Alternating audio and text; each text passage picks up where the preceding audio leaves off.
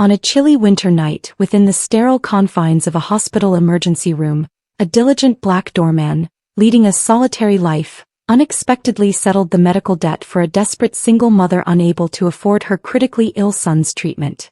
He then vanished without a trace.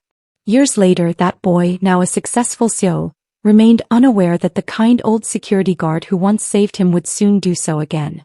Before we delve into this narrative, let us know where you're watching from. We'd love to hear your thoughts. The emergency room hummed with the cold, impersonal glow of fluorescent lights. Outside, the first faint hints of dawn painted the icy city streets. The hospital's glass doors were misted with winter's breath, frost clinging to the window panes, and the air held that sharp, biting stillness unique to a harsh winter morning. Inside, the air was a whirlwind of activity. Gurneys glided by, nurses barked instructions, and the metallic tang of disinfectant mingled with the distant wail of an ambulance siren. People slumped in plastic chairs lining the walls, eyes red from sleeplessness, some coughing, others lost in the blank stare of their phones. Yet even in their exhaustion their gazes were keen, assessing, categorizing. In a quiet corner near the staff closet, a man steadily pushed a worn mop across the floor, his movements fluid, almost imperceptible. He was a black man in his early 40s, the lines of fatigue etched deep into his dark skin, his eyes heavy beneath a faded navy beanie. His janitor's uniform hung loosely on his wiry frame, the fabric old and bleached from years of wear. His name tag, barely legible, read Marcus, but few ever used it. To most he was simply the janitor, or worse, an invisible fixture in the building.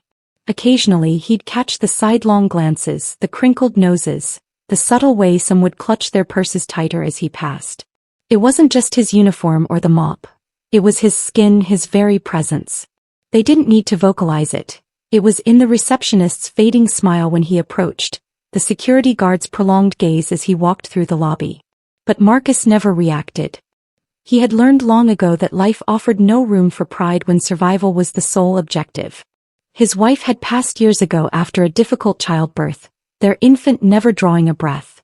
Now it was just him toiling through nights, barely making ends meet, existing quietly in a small empty apartment that smelled of old paint and colder winters. His mop glided across the floor with the same rhythm as his life. Silent, overlooked, essential.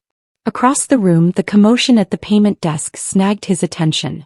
A young woman no older than 30 stood trembling, her face flushed with panic, eyes shimmering with tears. She clutched her phone in one hand, her wallet in the other, her voice cracking as she pleaded with the unyielding clerk behind the glass partition. "My son, he's in critical condition," she stammered. "Please, I don't have the money yet." "Can't you?" The clerk cut her off with that practiced, bored tone Marcus had heard 1,000 times. "Ma'am, I'm sorry, but without the deposit we can't." Marcus's gaze lingered on her. Her jacket was thin, offering little protection from the biting chill outside. The desperation in her voice pierced through the room's sterile detachment. No one else stirred. No one else seemed to care. Some averted their eyes, some scrolled through their phones, some silently judged.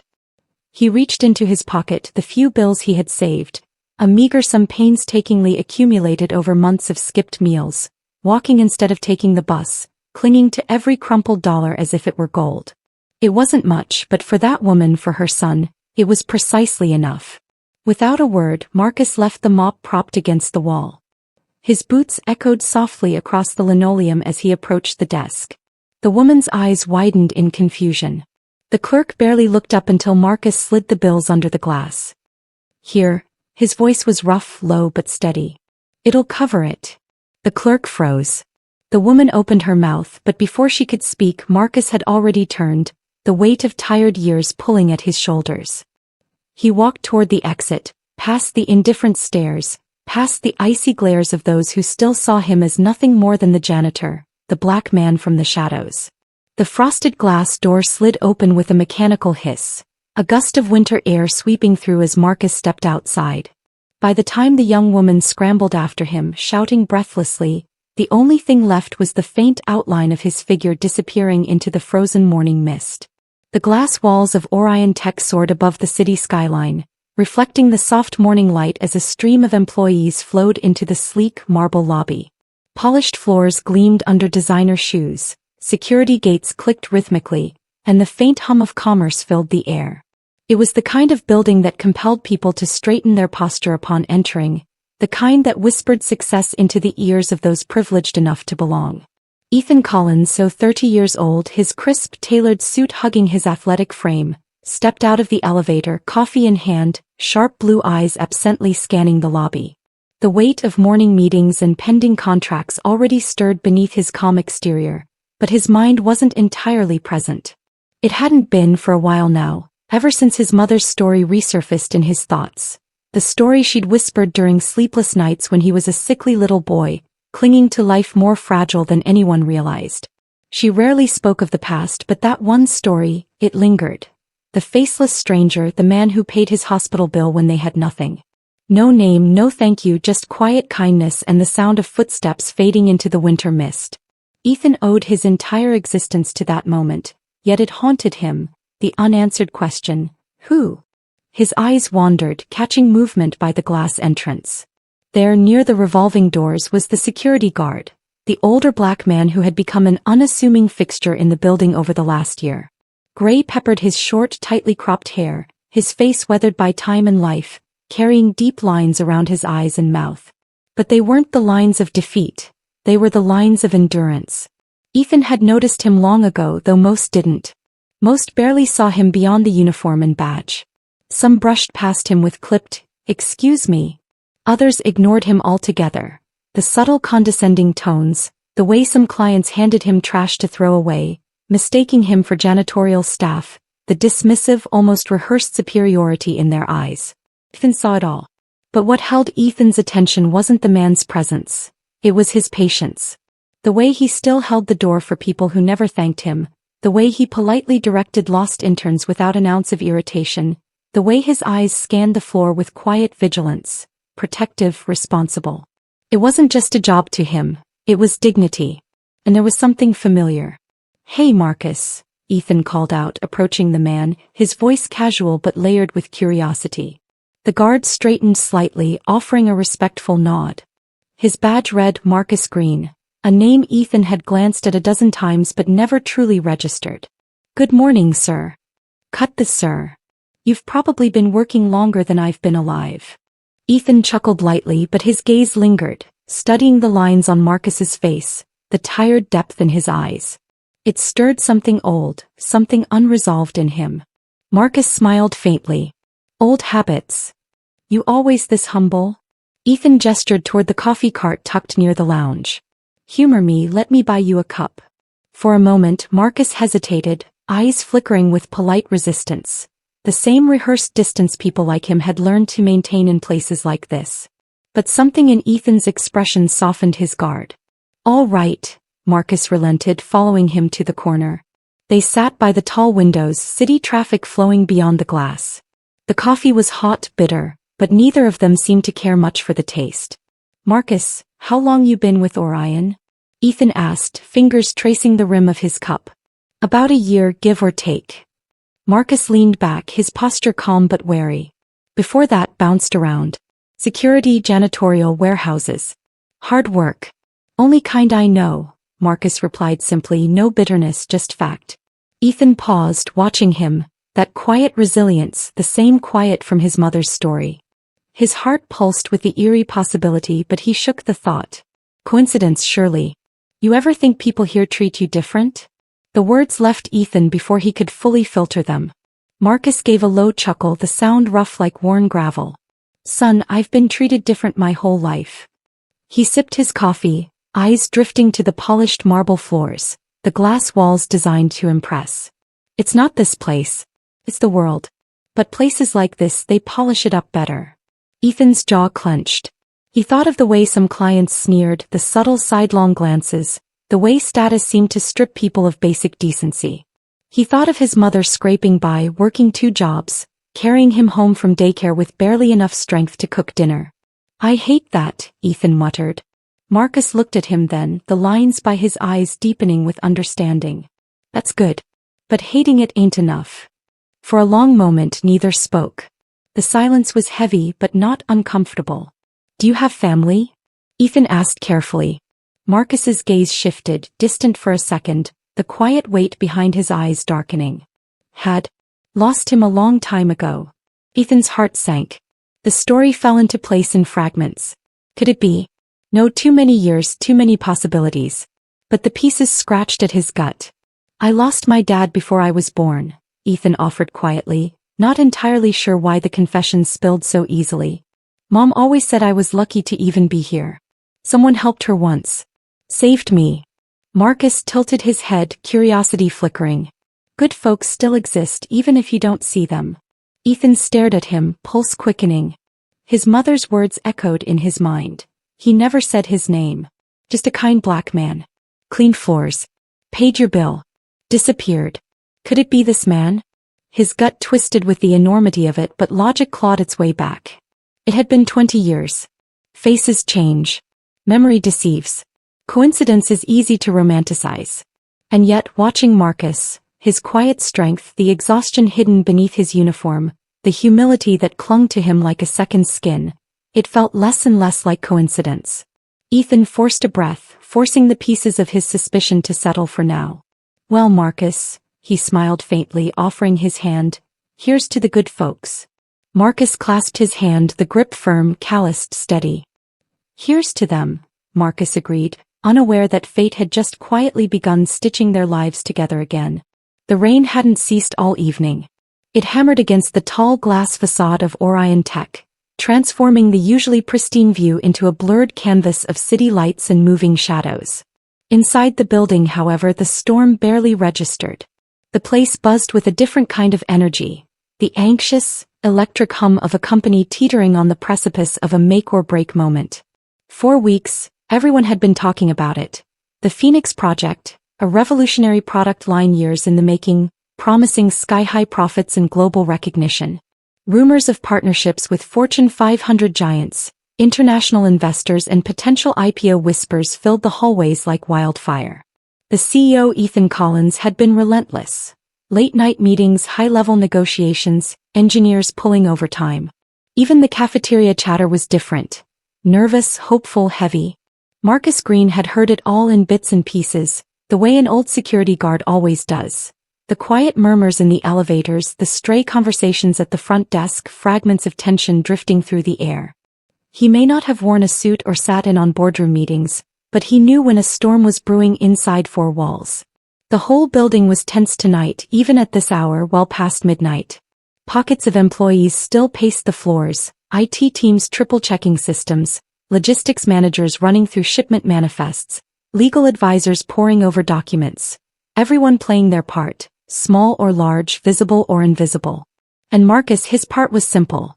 Keep the place safe, keep it running smoothly, and maybe, just maybe, contribute what little he could to the big machine pushing towards something greater. He pulled his jacket tighter, adjusting the Orion Tech security badge clipped to his chest as he made his rounds through the lobby. His knees ached, his back stiffened with the weight of age and years of work. But tonight wasn't the night to slack off.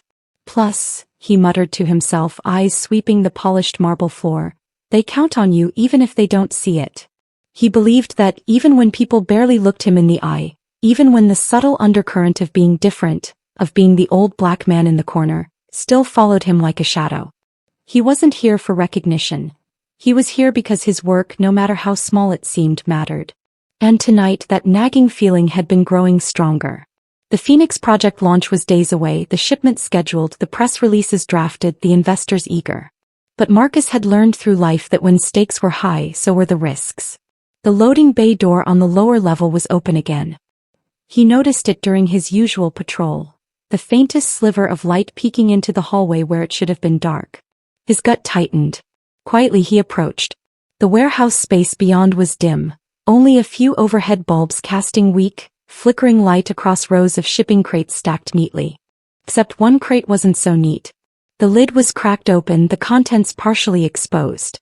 Marcus's brow furrowed as he stepped closer, his boots silent on the concrete floor. It looked like Phoenix Project prototypes, sleek devices with the Orion logo stamped clean across the surface. But the packaging was wrong, the details off, the serial numbers scratched, replaced by cheap, crooked stickers. He didn't need a degree in tech to know what he was looking at. Counterfeit. Sloppy. Desperate. Sabotage. The sound of hushed voices drifted from deeper inside. Marcus flattened against a support beam, listening carefully. Got the fakes in. Tomorrow they go out with the real batch. Collins never sees it coming. Won't the scanners pick it up? They've been paid to look the other way.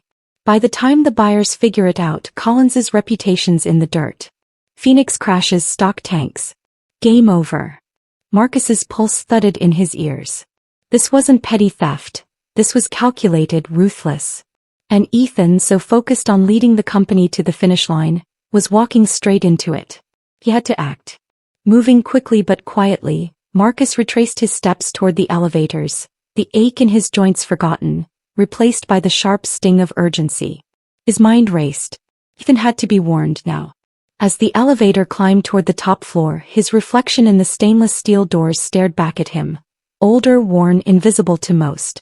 But not tonight. Tonight he wouldn't be silent. The doors opened. 2 men in maintenance uniforms stood waiting. They weren't maintenance. Going somewhere, Pops? One of them sneered, stepping forward. Marcus's eyes narrowed, shoulders squaring instinctively. Building security, he said evenly. Step aside. The second man shook his head, his smirk ugly. Our employer says otherwise. They moved to block him, but Marcus wasn't about to let 2 punks stop him from doing what was right. Not after all these years of being overlooked, not when for once his role truly mattered. His fist tightened around his flashlight. The first man reached for him. Marcus swung low, sharp, connecting hard with the man's ribs. The second lunged, but Marcus shoved him back, adrenaline burning away the stiffness of age. A scuffle, quick, desperate. Marcus broke free, sprinting down the hall toward the executive conference room, where muted voices filtered through the frosted glass. Inside, Ethan stood at the head of the table, surrounded by a sea of polished executives. Their words paused, eyes widening as Marcus burst in. Ethan, Marcus called, his voice sharp, breath labored. It's a setup. Counterfeits in the warehouse. Inside job. You've got rats in the building. Behind him, the 2 imposters rounded the corner, but real security was already reacting, drawn by the commotion. Ethan's expression darkened, the pieces falling together. Lock the building. Ethan barked, pointing at the intruders. No one leaves. I want security on every floor. Chaos erupted. Executives murmured in shock. Real guards stormed the hall. The imposters struggled briefly before they were restrained. Ethan turned back to Marcus, eyes sharp but laced with concern. You all right? Marcus straightened, chest heaving. I'm good. His voice was steady, firm. About your company. Almost wasn't. And in that moment, for the first time in a long while, Marcus didn't feel invisible. He felt necessary. The crisp morning air outside the city courthouse cut sharper than the winter wind. Snow flurries drifted across the stone steps, melting as they landed, leaving behind glistening patches of slush. A crowd had already gathered despite the cold, reporters lining the sidewalk, cameras poised, microphones ready, their breaths puffing into the freezing air like smoke. The building loomed above them, cold and gray, its marble pillars bearing silent witness to another battle for truth. Inside, the atmosphere pulsed with tension. The courtroom was packed, company lawyers in tailored suits, journalists scribbling notes, Orion employees packed onto the benches like anxious spectators at a final match. The hum of whispers and shifting papers echoed beneath the vaulted ceiling as the judge prepared to enter. Ethan Collins sat at the plaintiff's table, posture straight but jaw tight, eyes locked forward. Weeks had passed since that night in the building, the night Marcus Green had burst into the conference room, exposing a plot that could have destroyed everything. But the fallout was far from over. The counterfeit operation traced back to a rival tech conglomerate, Silvercore Industries. They had bribed insiders, planted fake products, and orchestrated a plan to derail the Phoenix project. A calculated, underhanded attack. And for a while they nearly succeeded. If it hadn't been for Marcus. Ethan's gaze flicked to the back row, where Marcus sat quietly, his security uniform replaced by a plain dark sweater and weathered jeans. His presence was steady, unassuming, yet Ethan couldn't shake the weight of what this man had done for the company, for him. Marcus didn't look like someone who belonged in a courtroom filled with million-dollar lawyers and polished executives, but Ethan knew better. This wasn't just a legal proceeding. This was about respect, about exposing the rot that powerful men thought they could hide behind glossy branding and paychecks. The judge's gavel struck, silencing the room. Opening arguments began. Silvercore's attorneys, sleek and dismissive, spun words like silk. They painted the whole thing as a misunderstanding, blamed low-level employees, distanced the corporation from the crime like it was nothing but an unfortunate error. But Ethan's team came prepared. Evidence lined the table. Shipment logs, tampered crates, payment records, surveillance footage, and most damning of all, the first-hand account of Marcus Green. When Marcus was called to the stand, the room shifted. Curious eyes turned toward him. Some skeptical, others indifferent, a few outright dismissive. Ethan recognized the look. He'd seen it before when clients ignored Marcus at the building entrance, when they glanced through him like he was invisible. But Marcus stood steady, his steps slow, sure, shoulders squared beneath the thin fabric of his sweater. His voice when he spoke was low and calm, roughened by age and life, but unwavering. He recounted the night. The suspicious crates, the overheard conversation, the confrontation in the hallway, the desperate sprint to the conference room. His words painted the picture, clear and undeniable. Silvercore's attorneys tried to undermine him. They asked about his education, his background, the years spent as janitor, warehouse worker, security guard, as if a resume could discredit the truth. But Marcus never flinched. His eyes, steady as stone, met theirs. And the quiet dignity in his voice sliced through their tactics. "I don't wear a suit," Marcus said simply, "but I know the smell of a lie when I'm standing in it." A murmur rippled through the courtroom. Even the judge's lips twitched at the blunt honesty. As the trial stretched over days, the evidence stacked like bricks, undeniable, heavy. Silvercore's defenses crumbled. Whistleblowers emerged, bank records surfaced. The jury listened. The press circled like vultures. But their headlines began to shift, no longer speculating failure for Orion Tech, but praising resilience. Ethan watched it unfold with cautious hope. But for him it wasn't just business, it was personal. Every time he looked at Marcus, that old story his mother used to tell echoed louder. The faceless man who had saved them, who had walked away without expecting thanks. After closing statements, the jury filed out. Hours crawled by, tension squeezing the room tighter with every tick of the clock. Finally they returned. The verdict was unanimous. Silvercore found guilty of corporate fraud, conspiracy, and product sabotage.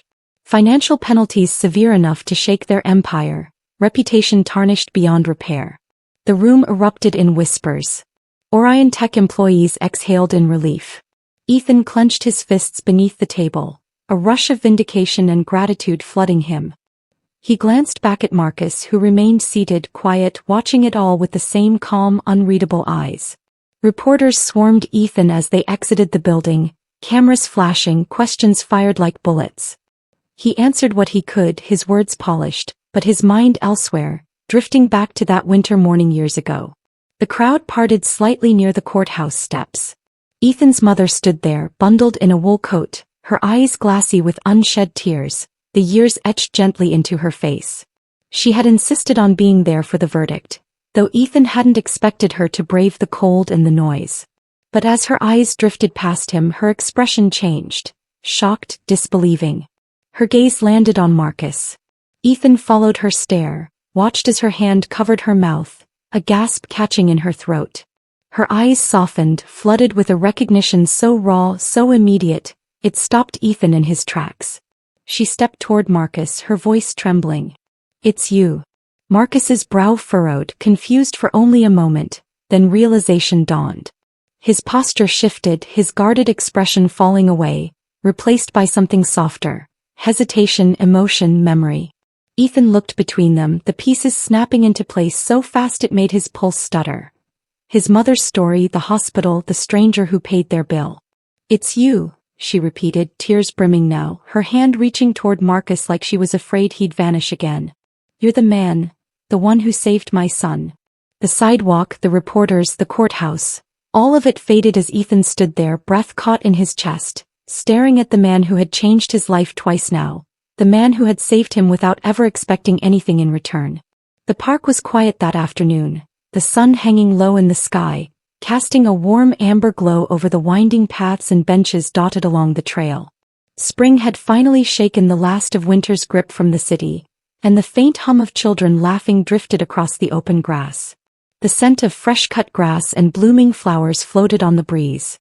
Near the far end of the park, beneath a broad oak tree whose branches reached wide like protective arms, a wooden bench sat facing the small lake, its surface rippling under the soft wind. Ethan Collins leaned back on the bench, his suit jacket folded neatly beside him, sleeves rolled up, the stiffness of corporate life stripped away for once.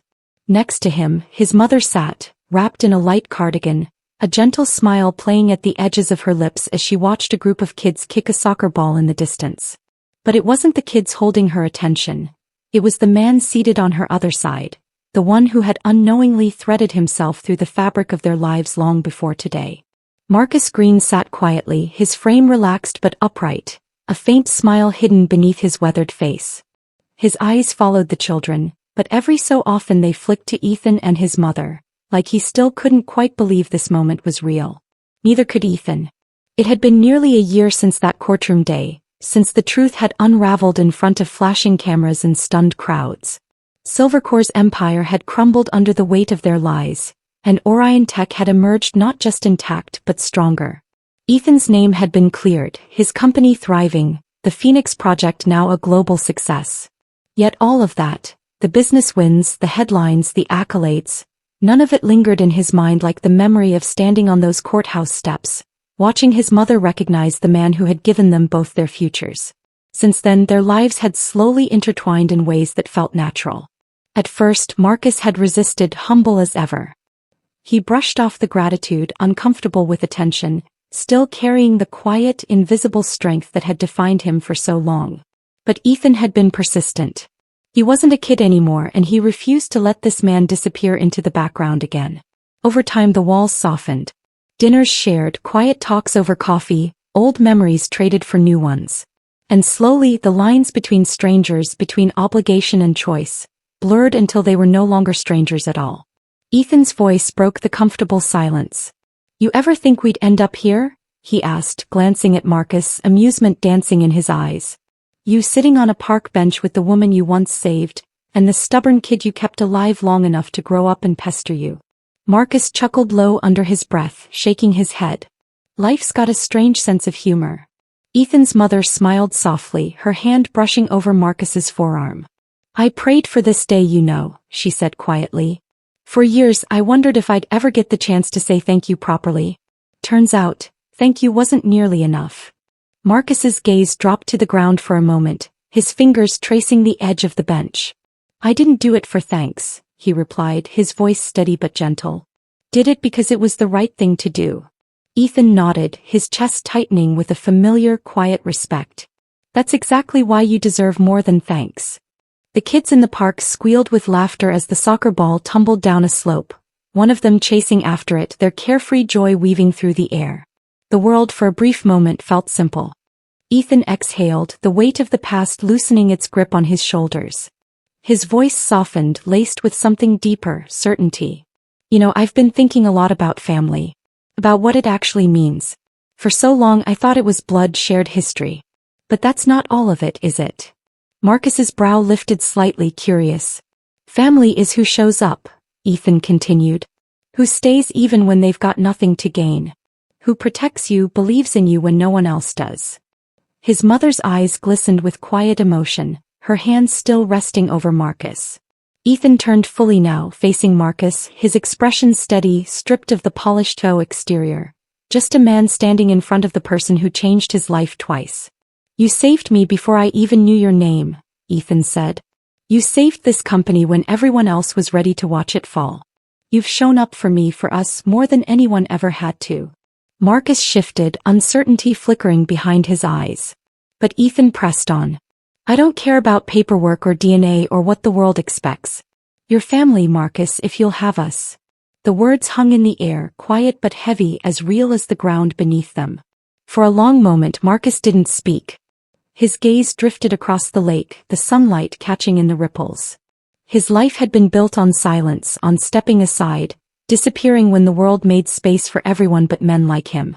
He'd learned to expect little, to keep his head down, to let gratitude be enough. But this was different. His throat tightened, words slow to form but steady when they did. "It ain't about having you," he said finally, voice rough around the edges. "Truth is, I've already had you both in my heart. I just never thought anyone'd want me the same." Ethan's mother's hand squeezed his gently, her eyes shimmering with warmth and quiet understanding. Ethan leaned forward, the grin creeping onto his face, stubborn and steady. "Well, get used to it. You're stuck with us now." Marcus let out a low, rumbling laugh, the kind that carried years of quiet ache, softened now by something new.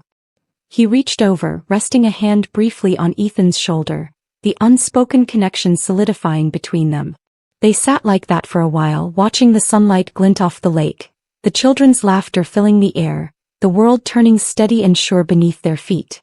For the first time in a long time, Marcus Green didn't feel like an invisible man blending into the edges of someone else's life. He felt seen, chosen, home. Join us to share meaningful stories by hitting the like and subscribe buttons. Don't forget to turn on the notification bell to start your day with profound lessons and heartfelt empathy.